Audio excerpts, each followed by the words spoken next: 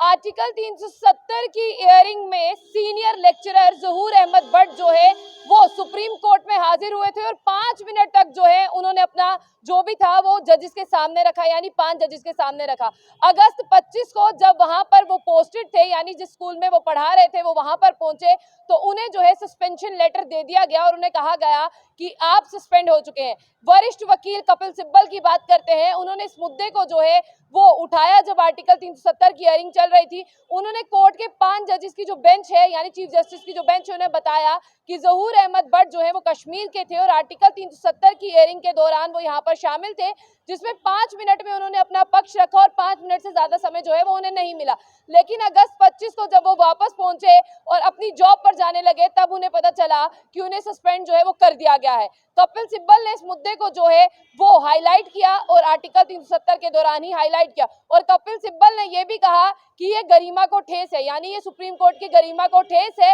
अगर कोई भी व्यक्ति अपनी आवाज उठाता है या कोई भी कानूनी हक के लिए जो है वो कोर्ट में पेश होता है तो उसे उसकी नौकरी से बर्खास्त कर दिया जाता है। इसमें आपको बता दें कि chief justice of India D.Y.. Chandrachud और जो 4 जस्टिस थे उन्होंने कहा कि इस पर बिल्कुल अगर ऐसा हुआ है, उन्होंने कहा कि अगर ऐसा हुआ है कि आर्टिकल 370 की हियरिंग के दौरान प्रोफेसर ज़हूर अहमद भट्ट जो है अगर वो यहाँ पर शामिल थे तब उन्हें सस्पेंशन लेटर दिया गया है तो कहीं ना कहीं ये गलत है। लेकिन इसके साथ साथ उन्होंने ये भी कहा था कि अभी बहुत जल्दी ये सारी चीजें कहना ठीक नहीं है, क्योंकि ज़हूर अहमद भट्ट जो है उनके पास एक लॉ की डिग्री भी है और इससे पहले भी वो कोर्ट में शामिल होते रहे हैं। इससे पहले भी उन्होंने कोर्ट में मुकदमों के लिए जो है वो पिटीशंस दी और उन्होंने लड़ाई भी लड़ी है। तो उन्होंने कहा इसमें मुझे नहीं लगता कि ऐसा हुआ होगा। अगर ऐसा हुआ होगा तो उन्होंने कहा कि जम्मू कश्मीर के लेफ्टिनेंट गवर्नर मनोज सिन्हा से बात की जाएगी। इस पर आपको बता दें कि जब हाई कोर्ट की हियरिंग चल रही थी, यानी सुप्रीम कोर्ट की, माफ कीजिएगा, सुप्रीम कोर्ट की हियरिंग चल रही थी आर्टिकल 370 को लेकर, सॉलिसिटर जनरल तुषार मेहता और एजी उन्हें कहा गया कि आप जाइए देखिए और पूरी इन्वेस्टिगेशन कीजिएगा क्या वाकई में ज़हूर अहमद भट्ट जो प्रोफेसर है पेशे से, जो एक वकील भी हैं और जो आर्टिकल 370 के लिए यहाँ पर पहुंचे थे, क्योंकि उन्होंने 2 दिन की छुट्टी ली थी और 2 दिन में उन्हें जो है सुप्रीम कोर्ट में बोलने के लिए 5 मिनट मिले थे, तो क्या वाकई में उन्हें सस्पेंड किया गया है? तो आपको बता दें कि अब उनके सस्पेंशन लेटर को जो है वो बर्खास्त कर दिया गया है और एक बार दोबारा से सुप्रीम कोर्ट ने उन्होंने कहा है कि आप जाइए जहां पर आप पोस्टेड थे, आप वहीं पर ड्यूटी देंगे। और इसके साथ लेफ्टिनेंट गवर्नर मनोज सिन्हा से भी जो है वो बातचीत की है और एक रिपोर्ट जो है सौंपी है। पिछले 4 सालों में ऐसा पहली बार हुआ है कि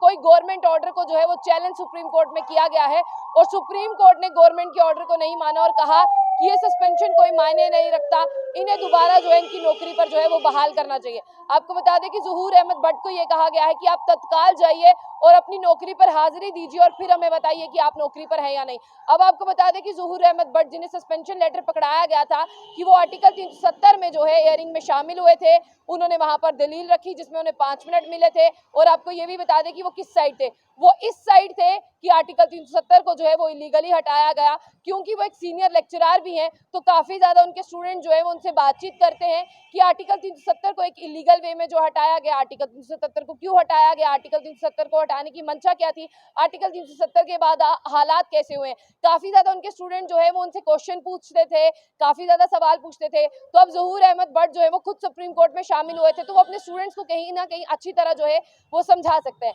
कपिल सिब्बल ने जो है इस बात को कोर्ट के सामने रखा था, सुप्रीम कोर्ट के सामने रखा था। सुप्रीम कोर्ट ने कहा था कि हम बातचीत करेंगे लेफ्टिनेंट गवर्नर से और आपको बता दें कि उन्होंने सॉलिसिटर जनरल और अटॉर्नी जनरल को कहा, R.K. रमानी को कहा था कि आप इस पर हमें रिपोर्ट सौंपिएगा और लेफ्टिनेंट गवर्नर मनोज सिन्हा से बात कीजिएगा। जब लेफ्टिनेंट गवर्नर मनोज सिन्हा से बात हुई तो फैसला किसके हक में आया? फैसला आया ज़हूर अहमद भट्ट के हक में, यानी सुप्रीम कोर्ट ने जो गवर्नमेंट का फैसला था उसे बर्खास्त कर दिया और गवर्नमेंट के फैसले के बाद जो उसे बर्खास्त करने के साथ साथ अब आपको बता दें कि प्रोफेसर ज़हूर अहमद भट्ट जो सीनियर लेक्चरर है पॉलिटिकल साइंस के, उन्हें एक बार दोबारा वहीं जाना है जहां पर उनकी पोस्टिंग थी। यानी सुप्रीम कोर्ट ने न्याय किया है आप कह सकते हैं और सुप्रीम कोर्ट में जीत हुई है ज़हूर अहमद भट्ट की और अपनी नौकरी पर वो दोबारा जाएंगे। आप क्या राय रखते हैं ज़हूर अहमद भट्ट के लिए, वो जरूर रखिएगा और आप इस पूरे प्रोसेस को किस तरह से देखते हैं वो भी रखिएगा। और पिछले 4 साल में पहली बार हुआ कि गवर्नमेंट के ऑर्डर को चैलेंज किया सुप्रीम कोर्ट ने और सुप्रीम कोर्ट ने फटकार लगाते हुए उन्हें दोबारा जो है वो बहाल कर दिया। तो ऐसी तमाम अपडेट्स के लिए देखते रहिए जो बुलेटिन न्यूज। साथ ही साथ आप इस न्यूज चैनल को लाइक कर लो, कमेंट बॉक्स अपनी राय जो है वो जरूर रखें।